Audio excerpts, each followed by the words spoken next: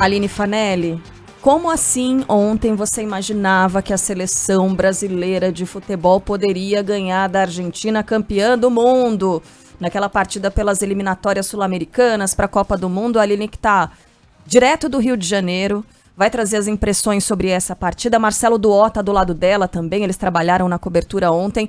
Quando você estava trabalhando e trazendo aí os destaques da partida, você se lembrou daquela sua esperança, aquela pontinha de esperança de o Brasil ganhar da Argentina, Aline? Bom dia.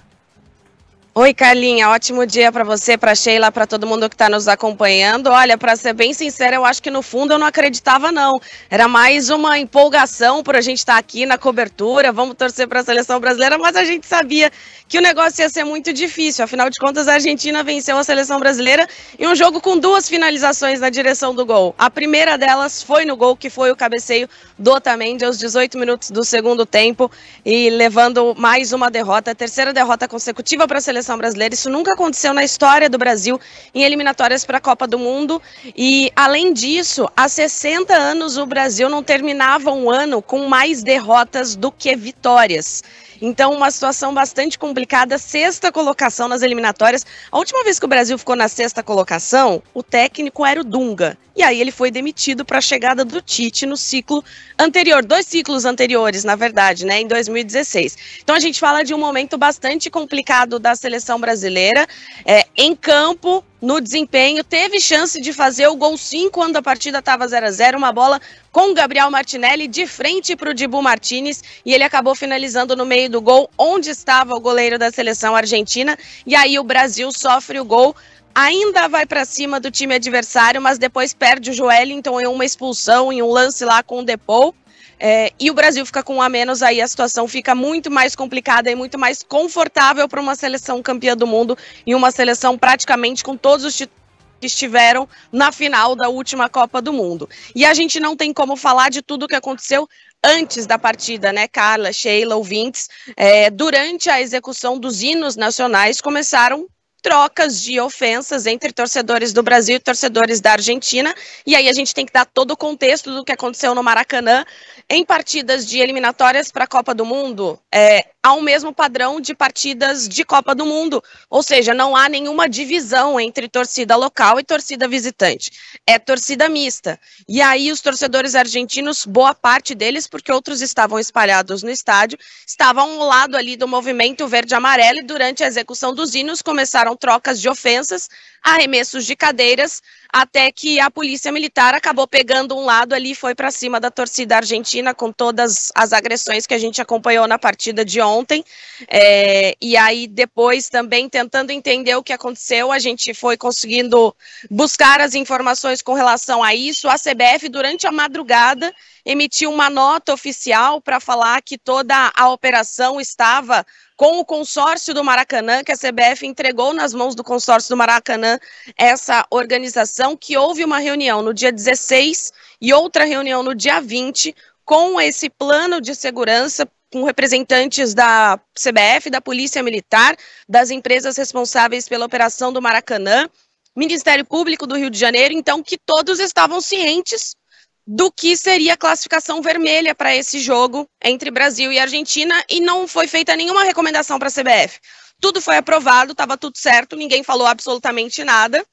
A única recomendação para a CBF foi com relação aos ingressos. Olha, é necessário que haja a troca do voucher pelo ingresso físico por uma recomendação para evitar fraude e evitar que torcedores sem ingressos tentem acessar o Maracanã. Foi a única coisa que a CBF disse que recebeu de recomendação. Quem está na nossa live acompanha um ofício que foi enviado pela Federação Estadual do Rio de Janeiro, a FERJ, através do presidente Rubens Lopes, no dia 17 de novembro. Esse ofício ele foi enviado para o Ministério Público do Rio de Janeiro, para o Juizado do Torcedor, para o consórcio do Maracanã, dizendo que em nenhum momento a FERJ participou de alguma coisa no sentido de organização de partida, de operacionalização.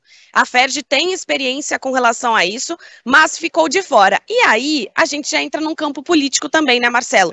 por causa de uma relação não tão positiva entre o Rubens Lopes, que é o primeiro vice da CBF e presidente da FERJ, com o Edinaldo Rodrigues, o presidente da CBF. A FERJ ficou de fora, não é que ela não gostou de ter ficado fora, ficou magoada porque ficou fora da organização, não, mas pela questão de ter experiência e de ter avisado que seria um evento que poderia acontecer o que aconteceu, que a gente acompanhou na noite de ontem.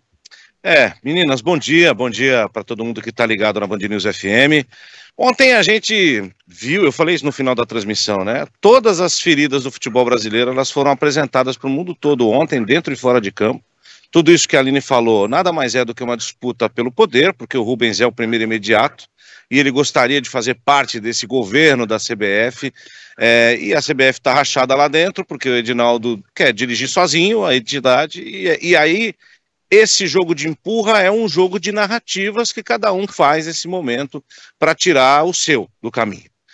O que aconteceu ontem era óbvio que aconteceria. A gente chegou ao estádio pouco antes das 5 da tarde, quando a gente subiu para a posição e viu todo mundo junto. Foi a primeira coisa que eu olhei para o Quesada e falei, vai dar problema.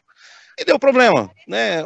É primário, é uma coisa que beira algo intencional. Né, beira o intencional, de tamanha incompetência. Uma criança sabe que você não pode organizar um Brasil e Argentina ou qualquer partida de futebol no Brasil sem uma divisão de torcidas.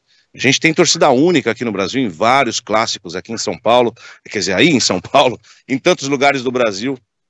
Então não fazer isso é algo que deveria ser investigado pelo poder público como algo quase criminoso, porque pessoas se feriram ontem por causa disso, pessoas poderiam ter tido ferimentos graves por causa disso, havia crianças nas arquibancadas, esse é um ponto. Em relação ao futebol, é o que foi posto, a seleção brasileira vive o seu pior momento, de um trabalho mal escolhido, que não encaixa com o que é a seleção brasileira, não estou nem dizendo que o Diniz é um mau técnico, mas não encaixa com aquilo que a seleção precisa no momento. Jogadores mal convocados, jogadores perdidos no ano para se esquecer. Né? E coube ao Diniz, então, falar sobre o que aconteceu, já que ninguém da CBF se manifestou de uma maneira assim no microfone, né? Coube ao Diniz e a alguns jogadores falarem sobre o que aconteceu, e o Diniz, inclusive, relembrou a final da Libertadores, em que ele estava na disputa com o Fluminense, que o Fluminense foi campeão contra o Boca Juniors. Vamos ouvir o que disse o técnico da seleção brasileira. Acho que é lamentável quando acontece cenas de violência. E de falta de respeito. Isso que aconteceu aqui na final da Libertadores, de pancadaria na rua, mas não é isolado entre Brasil e Argentina quando essas coisas acontecem, também não acontece de hoje, né? Faz tempo que acontece esse tipo de situação. Acho que a gente, como uma voz que a gente tem, é procurar dar os recados, e no campo eu acho que, embora o jogo tivesse um jogo faltoso e duro, não foi desleal em nenhum momento. Eu acho que esse é o primeiro passo. Eu acho que dentro do campo não teve nada que estimulasse a violência que teve lá fora.